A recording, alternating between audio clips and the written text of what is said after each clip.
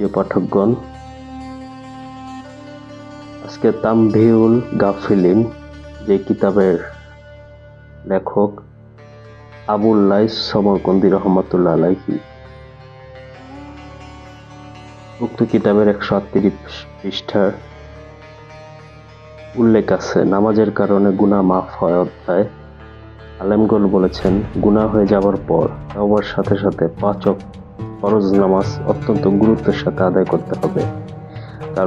কারণ নামাজ দ্বারা সগীরা গুনাহসমূহ মাফ হয়ে যায়।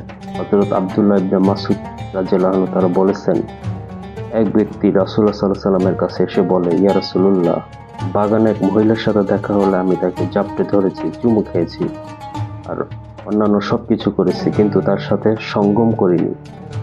নবী সাল্লাল্লাহু আলাইহি ওয়াসাল্লামের তার কথা শুনে কিছু নীরব রইলেন। এরপর সূরা হুদের 14 নম্বর আয়াত পাঠ করলেন, যার বাংলা অর্থ, আপনি দিনের 2 প্রান্তে এবং রাতের কিয়দাংশে নামাজ আদায় করুন, নিশ্চয়ই পুণ্য পাপ মোচন করে দেয়, তা উপদেশ গ্রহণকারীদের জন্য উপদেশ।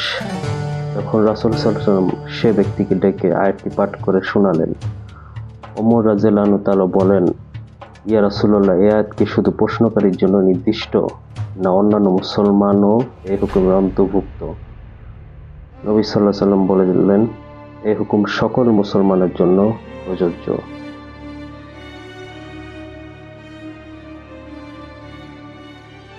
পাঠকগণ, এই হচ্ছে তানবীহুল গাফিলিন।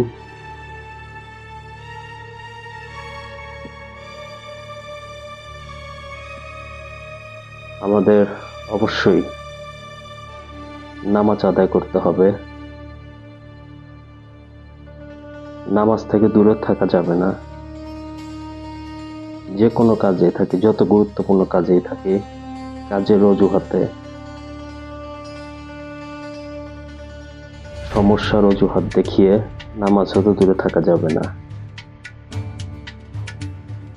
নামাজের বিচার বা নামাজের হিসাব আল্লাহ পাক গ্রহণ হাশরের ময়দানে নিবেন। সেজন্য আমাদের অবশ্যই নামাজ আদায় করতে হবে।